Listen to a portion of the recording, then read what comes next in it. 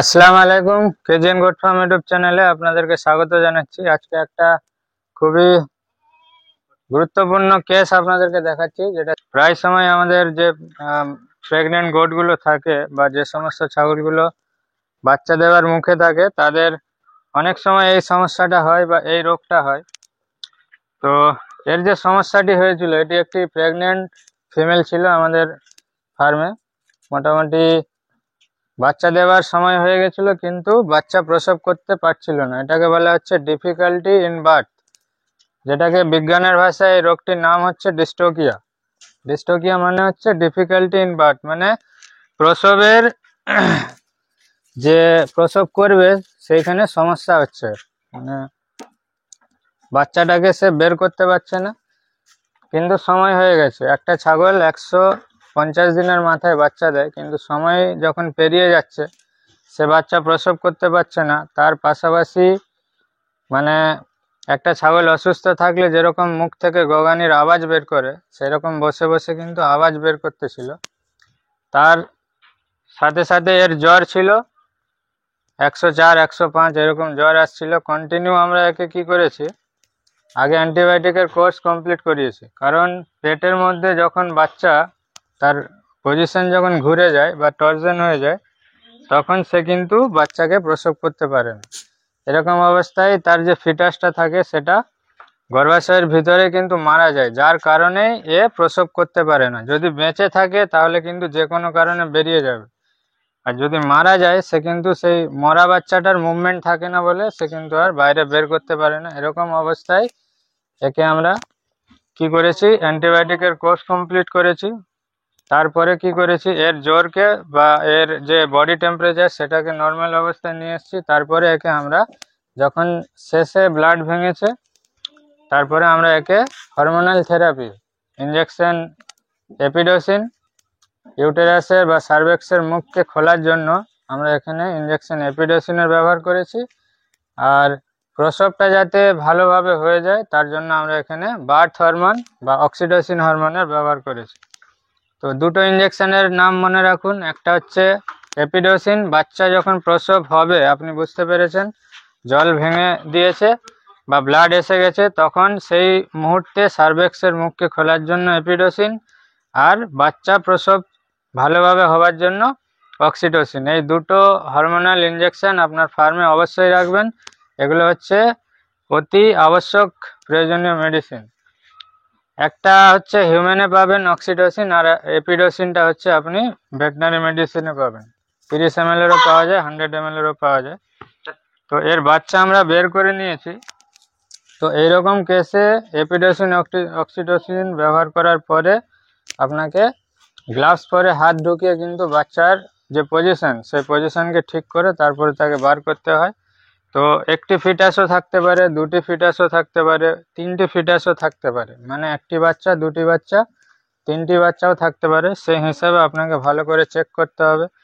Foetus বেরিয়ে গেলে এর গর্ভাশয়ের ময়লা পরিষ্কারের জন্য আমরা একে কি করব, যে ইউটেরাস যে ক্লিনজারগুলো থাকে, যেমন মার্কেটে পাওয়া যায় ইউট্রি5, এক্সাপার, হিমরোপ, এই ধরনের যে মেডিসিনগুলো, এগুলো আমরা তাকে 15 ml করে পরপর 7 থেকে 10 দিন দেবো। আর আবার একটি অ্যান্টিবায়োটিকের কোর্স আমরা এখানে একে কমপ্লিট করাবো। তো আমরা এখন একে পেনিসিলিন গ্রুপের অ্যান্টিবায়োটিক অ্যামোক্সিলাম 4 300 mg একে পরপর আমরা 5 দিন দেবো। তার সাথে গর্ভাশয়ের যাতে ব্যথাটা না হয় তার জন্য আমরা একে একটা ভালো অ্যানালজেসিক ফ্লুক্সিন মেগলুমাইন ইঞ্জেকশন মেগলুডাইনের ব্যবহার করব।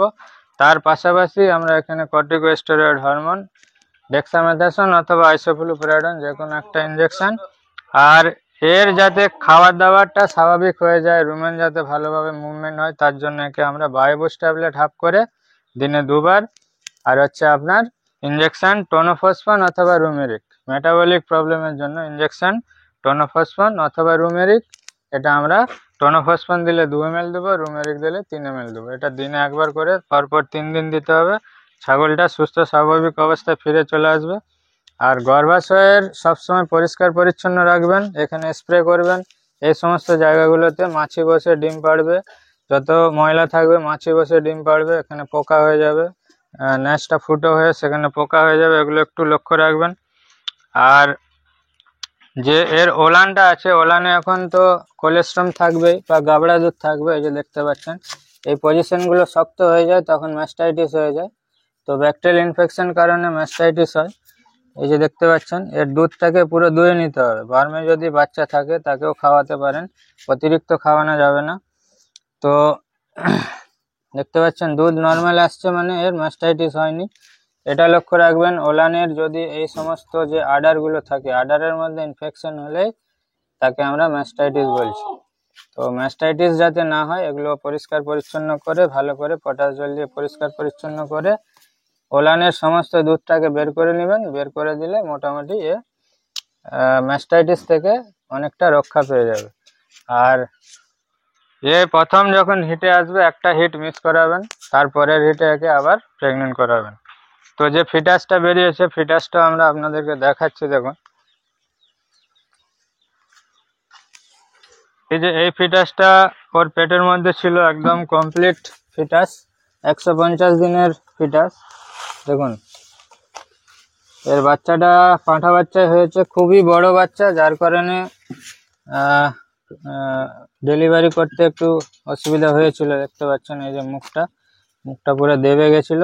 তো বাচ্চা যখন হয়, বাচ্চা যখন নর্মাল ডেলিভারি হয়, ওর পজিশনটা থাকে এইরকম। এটা একটু মনে রাখুন, বাচ্চা যখন নর্মাল ডেলিভারি হবে বাচ্চার পজিশন হবে এইভাবে প্রথমে দুটো পা বেরোবে, তারপরে তার মাথা বেরোবে, বাকি অংশটা তখন তারপরে বেরোবে। এটা হচ্ছে নর্মাল পজিশন। আর যখন বাচ্চা পেটের মধ্যে বা গর্ভাশয়ের মধ্যে ঘুরে যাবে তখন পজিশনটা একটু উল্টা হয়ে যায়, তখন এইভাবে কিন্তু পজিশনটা চলে আসে। হচ্ছে রুমেন, এই দুটো হচ্ছে রুমেন। এটা দুদিকে, পেটের দুদিকে থাকে, বিশেষ করে বাঁ দিকটায় বেশি থাকে।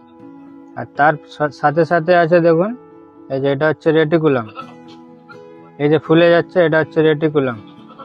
তো এই জন্যে রুমেন এবং রেটিকুলামের এই যে মেলবন্ধন, একে একসঙ্গে এই জন্য বলা হয় রুমিনো রেটিকুলাম। এখানে একটা বাচ্চা ছাগলের ক্ষেত্রে যে খুবই চমৎকার একটি কাজ মানে বিষয় দেখা যায়, যখন বাচ্চা ছাগল মায়ের দুধ খায় তখন কি হয়, এই রেটিকুলামের যে মুখটা আছে এটা অটোমেটিক্যালি বন্ধ হয়ে যায়। রুমেনে যখন মায়ের দুধ আসে তখন ডাইরেক্ট কিন্তু রুমেনেই পড়ে। এটা একটা চমৎকার বিষয় বাচ্চা ছাগলের ক্ষেত্রে। এটা হয় যখনই ছাগল বাচ্চা মায়ের দুধ খায়, দুধটা সরাসরি তার রুমেনে এসে জমা হয়ে যায় এবং বাচ্চা ছাগলের পেট ভর্তি হয়ে যায়। অন্যান্য ক্ষেত্রে কি হয়, রুমিনো রেটিকুলাম মানে রেটিকুলাম হয়ে তারপরে সেটা অন্যান্য যে অর্গানগুলো আছে সেগুলোতে ট্রান্সফার হয়, একদম লাস্টে গিয়ে অ্যাবোমাজমে আসে, যেটাকে ট্রু স্টমাক বলা হয়। কিন্তু বাচ্চাদের ক্ষেত্রে সেটা কিন্তু একটু ভিন্ন। তো সেই কারণেই বাচ্চারা প্রথম দুধই খায়, অন্য কিছু খায় না। আর যখন তাদের এই সমস্ত অর্গানগুলো ডেভেলপ হয়ে যায়, এই সমস্ত অর্গানগুলো যখন ডেভেলপ হয় তখন আবার তারা সম্পূর্ণরূপে খাবার ধরে নেয়।